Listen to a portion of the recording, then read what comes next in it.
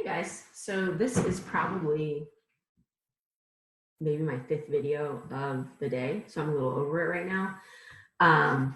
This is for gene regulation, and we're going to be talking about operons today, which is actually something I really enjoyed talking about with you guys because I think they're pretty neat to look at and also to see in action because there's a lab we can do. So hopefully we can maybe look at the lab as well. So right now we're just going to do this. I do have some videos coming on the test and feeling overwhelmed and all that because I'm also feeling overwhelmed with the amount of information.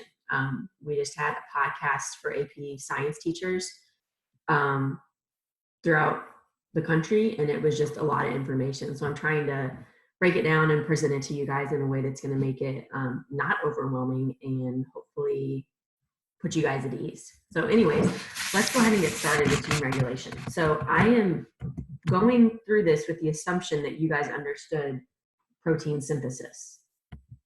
So if you understood protein synthesis, then you should know that if you have a strip of DNA in the nucleus there and you're trying to get it into protein, so you've gone through transcription and translation, there are certain times in that process where you could stop it. So you've made the mRNA. Well, if you decide you don't need that protein anymore, you can stop the mRNA. So if I'm talking about this and you're like, I have no idea what she's talking about, then you should probably stop and go back and look at protein synthesis. And I'm going to have another video that kind of reviews it from what Mr. Anderson did in Bozeman. So if you're not sure what I'm talking about, then stop right now. So there's a couple different ways, a couple different ways that you can actually go about in regulating a gene. And so one of the questions is, a typical human cell only expresses 3% to 5% of its genes at any given time. Why? Well, we've talked about it. If you would express those genes, meaning expressing them, turning them all into proteins, every single one of them, you'd be wasting your time, you'd be wasting your energy, you'd be wasting ATP, your resources, like mRNA and all those amino acids and things like that. You'd be wasting them. And so we only have a certain amount of genes turned on an as needed basis. Remember that our DNA in all of our cells, we have 220 different types of cells. It's all the same, but why would a nervous system cell ever need to know how to be a lung cell? It's not going to. So we have to have ways to permanently turn off some parts of our DNA and allow some of them to be able to be switched on and off at certain times, depending on what our body or our cells are doing. So these are what is eukaryotic gene control. Are these 5 things. And that's what we're going to talk about on the next gene expression lesson. So all I'm going to talk about is operons today. Now, operons are found mostly in prokaryotic cells. There are a few in eukaryotic cells, like the Lac Operon. So there's a couple things that I asked you to know before you jumped into this, and one of them were things like promoter, regulator, operator, and genes. So what you want to keep in mind is that think about when would we need to have the gene for lactase available.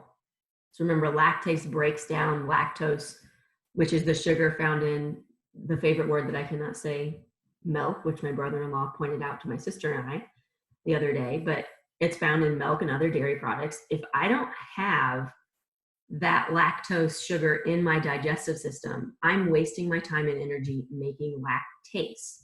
And so what this operon does is it is a way to regulate when do I allow the enzymes to actually get to that gene, that lactase gene, to make lactase. Because I don't want them to make it all the time if I don't have lactose in my digestive system. So let's go through a couple different things here just to make sure we understand. There's 2 things we're going to talk about. We're going to talk about a Lac Operon and a Trip Operon, and they're a little bit different.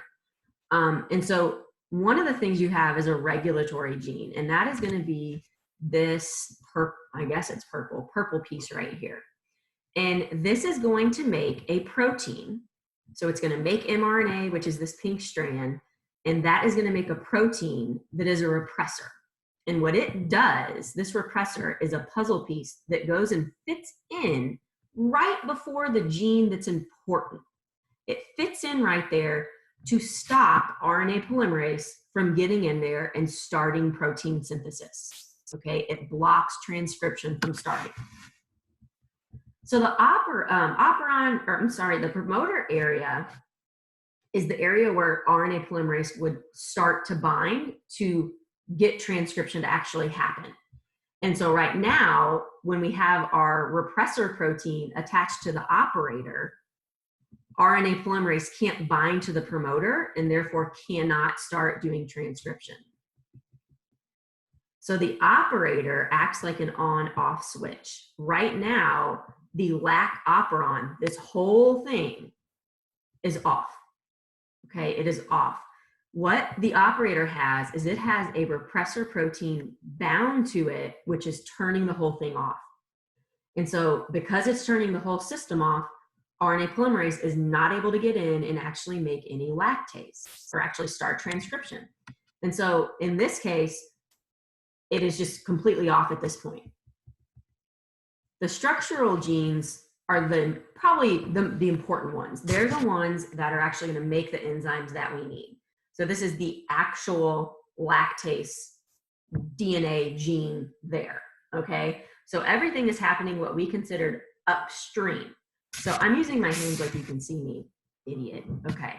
I've been watching a lot of The Office, and Dwight says idiot a lot, but anyway, so everything is found upstream. And so what you can see is all the important pieces of an operon are upstream from the actual structural genes. So the regulatory gene, the promoter, the operator, all of that is way in front of where we actually need the gene to be transcribed. And so to go over a couple of things, the Lac Operon is the whole system that is going to allow us to make lactase. And we're only going to use it when we have lactose in our system. And this is called an inducible operon. And what that means, it is only on when the substrate is present. When the substrate lactose is not present, it is off, okay? So we only turn it on an as needed basis.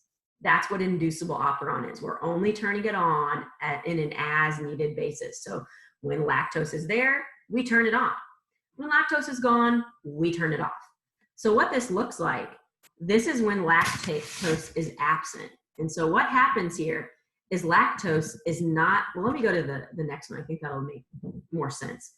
When lactose is present, what happens? Remember how this is our operator, this little yellow piece? That's our operator. And typically it is off. The operator is going to have a repressor gene or a repressor protein bound to it, and it is off. Well, if you look at this half circle shape, guess what fits in there perfectly? Lactose. So when lactose is there, it goes and binds to the repressor protein, changing its shape, because remember, anytime we add something to a protein, it changes its shape, and therefore it comes off of the operator. So when it comes off of the operator, guess what gets to happen? You get to have RNA polymerase come in and actually make an mRNA strand from the lactase gene. And so again, when lactose is absent, it is off. The red repressor protein is bound to the operator, thus making RNA polymerase not be able to get into the area of importance, which would be the promoter, so it can bind and it can go and decode whatever it needs to decode to make lactase. When lactose is present, it is going to be bound here to the repressor protein. The repressor protein changes shape, falls off of the operator. The RNA polymerase can get in and can actually go in and make mRNA and then go through the rest of the steps to make lactase. So what you want to keep in mind then is once all that lactose is gone, eventually this lactose, this little green lactose, is going to be broken down as well, and therefore it's not going to be there. Once it's not there, the repressor protein will change shape and go right back onto the operator. So this is what we call an inducible operon, where it is only on when the substrate is present. It is only on when lactose is present. So it's only on an as needed basis. I didn't realize that was there. Okay. So we can think about this as being going through feedback inhibition. It is, remember, feedback inhibition is a way for us to save time and energy. So we're only going to turn the, okay, I'm not going to ignore that. Okay, yeah, I just said that. Okay, so if you are confused, you obviously, I don't know why I have this on there. I don't even think the link works. It might work, I don't know. You can go and watch Bozeman again, Mr. Anderson, or you can go find another animation. You can just type in Lac Operon. McGraw-Hill is a publisher. Pearson's a publisher that you can maybe find some good animations. And if you need me to do it, I'm happy to do it. I just know everybody learns a little bit different. So the opposite of an inducible operon is a repressible operon. And an example is when we don't eat a certain amount of food, like for instance, turkey has a bunch of tryptophan in it. Tryptophan is one of the amino acids that is essential to making sure that we can do everything we need to do, because tryptophan is going to be part of a protein. And if we run out of tryptophan, we are going to run out of certain proteins that we need. And so if no tryptophan is available, the repressor protein is going to be inactive and the operator is going to be on making tryptophan all the time.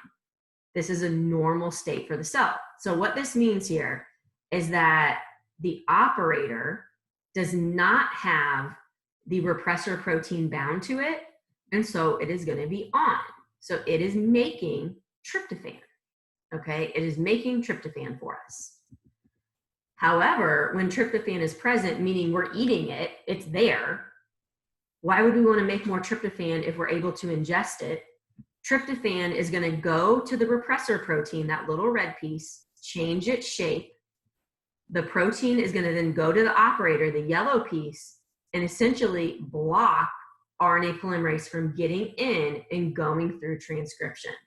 Okay, so again, this is a repressible operon. So it is going to be typically on all the time, where an inducible operon is typically going to be off all the time. So they're basically opposites of each other. They have the same components, they work the same, it's just they're opposites of each other.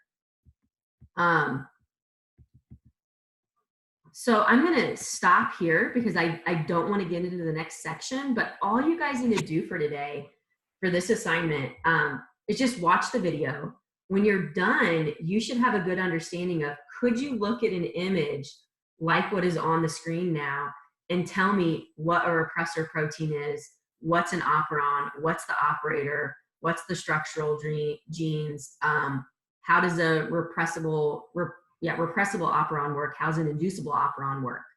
So what I'm going to do is post this video, but then I'm also going to have some other ones coming up here, and hopefully we can kind of figure out how everyone's feeling with everything. But I do hope you guys are doing well. If you do need anything, let me know. I know I've been kind of missing lately, and the reason is I've honestly just felt as overwhelmed, probably not as overwhelmed as you guys, but as overwhelmed with this AP stuff, figuring out what's the best avenue for us. I don't want you guys to feel overwhelmed with the amount of information, but I also want you to feel prepared for the exam.